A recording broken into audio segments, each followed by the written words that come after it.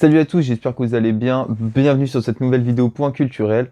Alors aujourd'hui, ça va être une vidéo en deux parties parce que il y a pas longtemps, j'étais tranquille dans ma chambre et je réfléchissais comment certaines personnes ont eu l'idée des sports, comme par exemple le foot, le basket, la natation.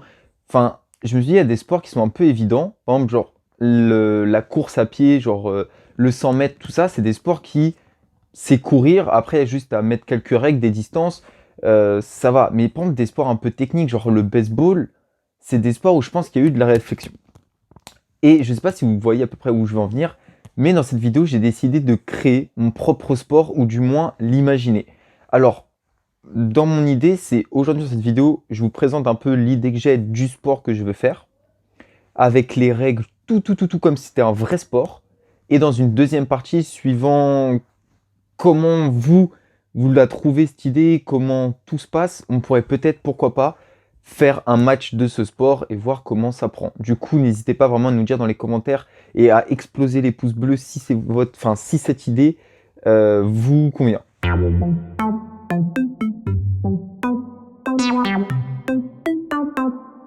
Du coup, depuis que j'ai eu l'idée, j'ai commencé un peu à écrire les règles, un peu imaginer certaines choses, m'imaginer un peu comment un match pourrait se dérouler. Donc pour le moment, voilà ce que j'ai fait. Il n'y a pas grand-chose pour l'instant au niveau des règles, il y en a quelques-unes. Au niveau des équipes, tout ça, c'est bon, j'ai un peu l'idée. Du coup, là, on va se revoir dans quelques minutes, quelque chose comme ça, le temps que je retape quelques idées de règles, peaufiner tout ça et après je vous explique un peu comment ça se déroulerait. Voilà. Few moments later. Donc voilà, j'ai fini d'écrire les règles. Je sais pas si vous allez bien voir, mais il y en a un petit peu plus. Alors, j'ai pas du tout encore trouvé de nom pour ce sport. J'ai pas vraiment d'idée parce que c'est vraiment un mélange de plusieurs qui m'ont donné l'inspiration pour le créer. Mais bon, je verrai ça et puis n'hésitez pas, pourquoi pas, à proposer dans les commentaires des idées. Alors, tout d'abord, ce sport se pratique avec 5 joueurs par équipe. Donc, 5 joueurs sur le terrain par équipe, du coup, 10. Il y a 2 cages de chaque côté du terrain, une balle. Alors, la première règle, c'est qu'il y a un point marqué si un joueur envoie la balle dans le but adverse. Donc, tout simplement, un peu comme le handball, le foot, tout ce qu'on veut. Dès que la balle passe dans les cages, il y a but. Le but vaut 2 points si le point est marqué depuis sa zone. Donc le terrain est délimité en deux pour dire quelle équipe est de quel côté. Et si, imaginons, un joueur lance la balle depuis sa partie de terrain et qu'il y a but, le point vaut 2. Ensuite, les joueurs peuvent se déplacer comme ils veulent, sauf si le foulard à l'arrière du short ou du pantalon est retiré. Alors comme je vous ai dit, chaque joueur aura un short derrière lui. Si, imaginons, il est retiré, il ne peut plus avancer, il doit rester là où il est. Seulement, il peut être retiré le foulard que à la personne qui a le ballon. Donc, c'est-à-dire qu'une personne qui juste court sans la balle, elle peut pas se voir retirer son foulard. Il faut obligatoirement qu'il ait le ballon. Et une fois que le foulard est retiré par l'adversaire, il le lâche et le laisse là où il est et le joueur peut le reprendre directement. Et s'il a le ballon, il est obligé de passer le ballon à celui qui lui a retiré le foulard. Une touche de balle avec un membre inférieur est interdite, donc faute. Donc à partir, on va dire, des hanches, si c'est la cuisse, le genou, le pied, la cheville, il y aura faute. Alors ensuite, chaque faute sévère sera sanctionnée d'un carton jaune ou rouge. Donc un peu comme au foot, 2 cartons jaunes, une exclusion. Aucun joueur ne doit être dans la zone de but lors d'une position défensive. Alors, ça va être un peu comme au handball où il y aura une espèce de petite zone où un 15 joueur, à part le gardien, doit être. Sauf que bah là, il n'y a pas de gardien. C'est-à-dire qu'imaginons que une équipe part en attaque, un des joueurs qui est en situation de défense ne peut pas être dans la zone. Il y aura un petit carré pour délimiter la zone du but.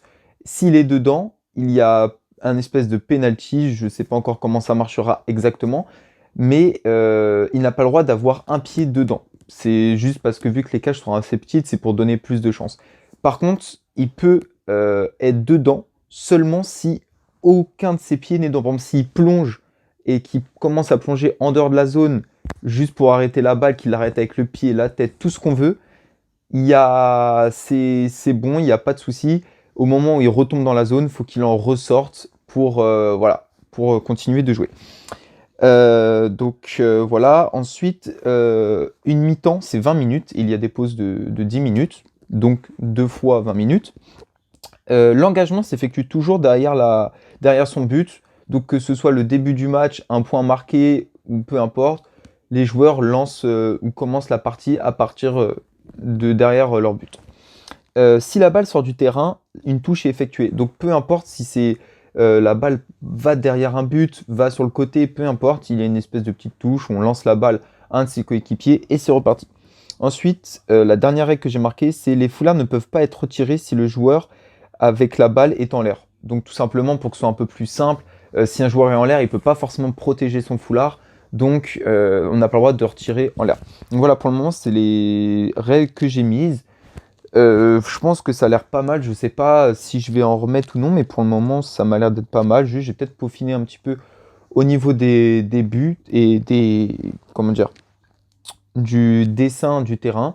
Mais voilà. Donc voilà, je vous ai fait vite fait un peu le dessin de l'idée que j'ai en tête du terrain. Donc le terrain, la zone de délimitation pour la zone A, la zone B. Ici, le petit rectangle que vous voyez, le premier qui est juste là, c'est la cage. Et l'autre rectangle un peu plus grand, c'est la zone que je vous ai dit défensivement. Donc imaginons les joueurs de la zone A vont attaquer. Un joueur de la zone B ne peut pas être dans ce petit rectangle-là, seulement s'il saute.